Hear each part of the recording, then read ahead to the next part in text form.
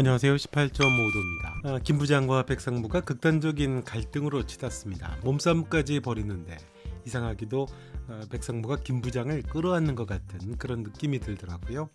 두 사람의 발작 버튼은 백상무가 던진 말 한마디에 있었습니다. 넌 일을 하고 있는 게 아니야. 일하는 기분만 내는 거야. 이 말이 김 부장의 발작 버튼이 됐죠. 여러분은 어떠신가요? 직장인이라면 이 말이 돌덩이처럼 가슴에 와닿지 않나요? 생각해보면 김 부장은 백상무를 정말 성심성의껏 보필했죠. 빤스까지 빨아줬고 똥꼬춤도 얹으든 쳤었다고 하네요. 그런 백상무가 일을 하는 게 아니라고 말했을 때 김 부장은 왜 그토록 격렬하게 반응했을까요? 그건 25년 김 부장의 시간을 한순간에 부정하는 것이기 때문이겠죠. 회사를 위해, 가족을 위해, 동료를 위해 나름대로 열심히 살아온 사람에게 너는 일한 게 아니야 라고 하는, 그냥 기분만 냈어 라고 말하는 건 잔인한 일입니다. 보이지 않았던 김 부장의 노력은 일이 아니었던 걸까요?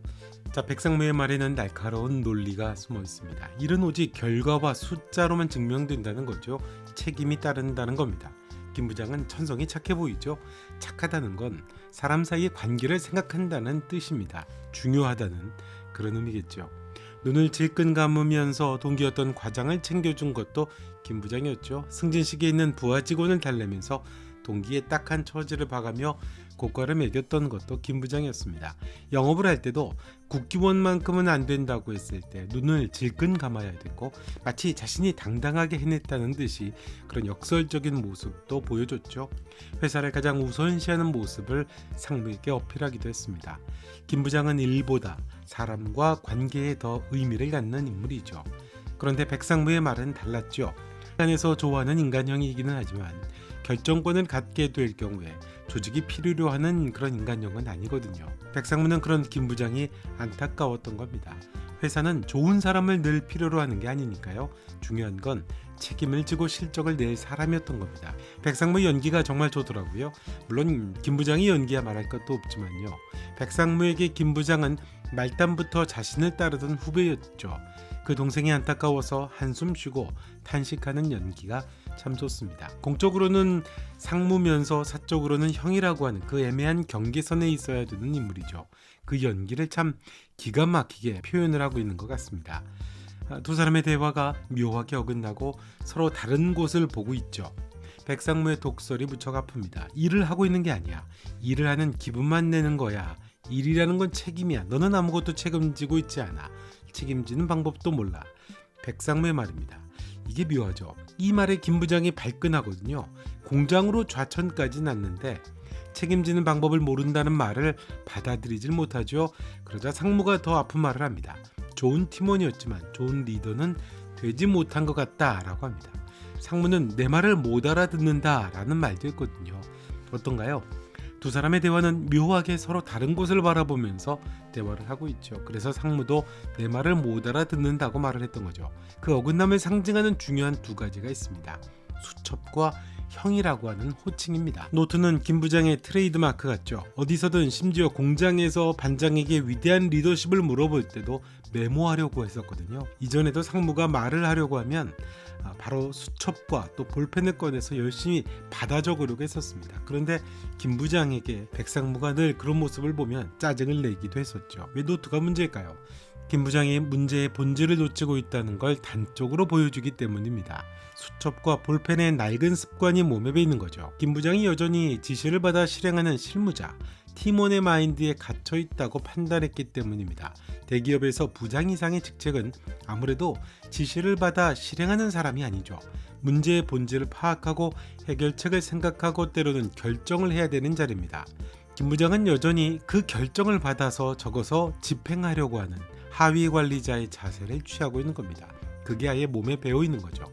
백상무는 왜 일하는 기분이라고 말했을까요? 김 부장의 열심히 받아 적는 행위는 나는 열심히 일하고 있다는 자기만족적인 기분을 줄 뿐이거든요. 조직의 생존이 달린 핵심 문제 해결에 기여하는 그런 결단이 아닙니다.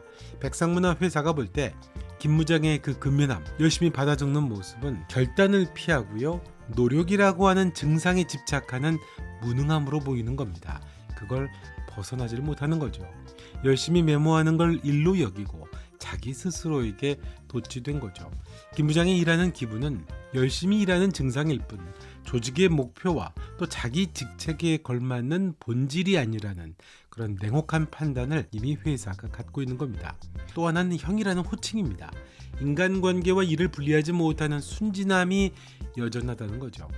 김 부장은 형이라는 말에 무척 애착을 갖고 있죠. 그게 중요한 관계와 일에 있어서 능력의 척도라고 또 생각을 하고요. 그런 인간적인 관계가 있는데 내가 우선순위겠지라는 생각을 하는 거죠. 그럴만도 하죠. 말단에서 동고동락하면서 얼마나 친근하고 사수대접을 하고 열심히 뒤를 받쳐줬습니까? 지금 백상무 모습을 보면 두 사람의 케미가 젊었을 땐 잘 어울렸을 것 같죠. 정에 약하고 사람 좋아하고요. 그런데 김 부장은 거기서 더 발전이 안 된 걸로 보입니다. 백상무와 따지고 말다툼을 할 때 백상무 빤스 빨아주는 얘기, 뒤치다거리만 얘기를 하죠. 인간적인 의리가 강한 김 부장이니까 그 배신감이 클 수밖에 없었겠죠. 그런데 회사거든요. 김 부장이 보지 못하고 놓치고 있었던 것, 형이라고 하는 관계의 친밀성에 대한 애착에서 비롯된 겁니다. 백상무에게 형이라고 부르고 싶어하는 김 부장의 심리는 조직의 어떤 비즈니스 관계를 가족적, 인간적인 관계로만 생각하려는 욕구, 거기에 가장 큰 주안점을 두고 있다는 것, 그게 한결같다는 거죠. 그래서 상무를 바라볼 때도 라인 얘기에 늘 집중하죠. 하지만 결정권을 많이 갖게 되는 자리에 올라갈수록 어쩔 수가 없습니다. 조직의 생리와 충돌할 수밖에 없고요. 인간적인 관계보다는 조직의 이익을 우선하는 차가운 결단에 늘 부딪혀야 합니다. 때로는 숙명을 해고하는 결정도 주어지기도 하고요. 김 부장의 순진함은 인간적으로는 미덕이겠죠. 사람은 좋죠. 그런데 조직을 관리하는 입장에서는 치명적인 결함이 될 수 있습니다. 아마도 그건 백상무 자신에게도 치명적인 부메랑으로도 되돌아올 수 있는 거니까요. 그렇다면 이게 왜 또 김 부장에게 더 아팠던 걸까요? 김 부장이 생각하고 있는 일, 평생 25년을 살아오며 해왔던 일의 가치, 노동의 가치가 절하됐기 때문입니다. 김 부장은 인맥과 의리를 바탕으로 한 그런 인간관계, 그 관계 노동에 가치를 두었던 사람이잖아요. 상사를 임원으로 올리고 사람 좋은, 기분 좋은 일을 진짜 일이라고 믿었던 걸로 보입니다. 하지만 백상무의 독설은 이 모든 노력이 성과 없는 헌신으로 규정돼 버렸죠. 김 부장에게 일이라고 하는 건 결국 가족을 지키기 위한 헌신이었거든요. 아내가 밖에서 돈을 벌며 고생을 하지 않아야 한다는 그런 고리타분한 고집도 있었고요. 그런데 조직의 생리 앞에서 지난 세월이 모두 회사의 이익에 기여하지 않은 헛된 세월로 전락됐습니다. 결국 김 부장의 직장생활, 그 노동 전체가 기분으로 전락돼 버렸고 자신의 헌신이 착취당한 기분에 불과했다는 잔혹한 진실을 마주했기 때문이죠. 하지만 백상무는 뭐 다를까요? 백상무가 독설을 뱉기는 했지만 가만 보면 몸싸움을 할 때 특이하게 백상무가 김 부장을 막 끌어안는 것처럼 보였거든요. 가장 짠해하면서도 속상했겠죠. 좀 이율배반적이지 않나요? 사실 백상무가 말했던 일하는 기분만 냈다는 말의 핵심은 책임의 왜곡과도 비슷한 말이죠. 백상무는 일이라는 건 책임이라고 했고요. 아무것도 책임지고 있지 않으라고 말했는데 사실 이건 백상무도 자유롭지가 않거든요. 김 부장에게 리더십의 기준을 들이대지만 백상무도 자신이 져야 될 책임이거든요. 그걸 전가하려는 비겁함도 담겨 있습니다. 그걸 인사팀장과 논의해서 김 부장에게 던져준 거죠. 가장 비정하고 고통스러운 책임을 김 부장에게 또 넘긴 거죠. 본인은 뭐 피해 쉴드를 쳐서 김 부장의 해고만은 막았다라고 자신의 노력을 내세우죠. 그러니까 백상무의 독설은 김 부장의 정체성 붕괴를 의미하는 겁니다. 노동이 곧 정체성이었던 중년 가정에게 25년의 노동이 기분으로 격화되는 순간 그건 곧 존재의 근거 상실과 같죠. 김 부장은 더 이상 자신을 대기업의 부장이나 성공한 가장이라고 하는 사회적 타이틀로 설명할 수 없게 된 겁니다. 김 부장이 분노한 건 단순한 감정적 반응이 아니죠. 그럼 25년 동안 나 뭐 한 건데? 라는 질문으로 이어지는 겁니다. 자기 존재의 근거가 상실된 것에 대한 속상함, 절규, 이 시대를 살아가는 모든 중년들이 좀 비슷하지 않나요? 이게 결국 직장인 김낙수가 인간 김낙수로 넘어가게 되는 중요한 과정이라고 봐야죠. 평생 자신의 정체성을 외부의 타이틀, 서울 자가, 대기업 부장 같은 것에 의존해왔던 삶을 처음으로 의심하게 되는 전환점을 맞이한 겁니다. 그래서 그토록 웃기면서도 서글펐던 장면, 이건 아니잖아를 외치면서 뛰어가던 장면이 나왔던 거죠. 또 예고편에서 일이란 말인가라는 질문도 했던 거고요. 시스템의 부속품으로서 타율적으로 규정된 일, 노동의 가치가 무너지게 된 겁니다.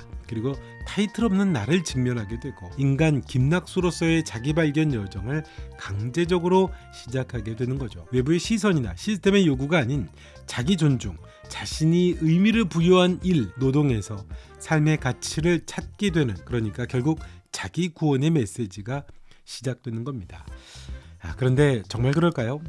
중년분들은 어떠신가요? 아마도 어디까지나 이건 드라마상의 이야기 아닐까라는 생각이 좀 들 수도 있지요. 나이 50을 넘어서 의미를 추구한다는 것, 낭만적이긴 하지만 사실 현실은 그렇게 녹록하지가 않죠. 여러분은 어떻게 생각하시나요? 여러분의 생각도 댓글로 남겨주시면 고맙겠습니다. 이번 영상은 여기까지 하겠습니다. 영상 좋으셨다면 좋아요, 구독, 알림 설정도 부탁드리겠습니다. 서울 자가 김부장 18.5도였습니다. 다음 영상에서 뵙겠습니다. 고맙습니다.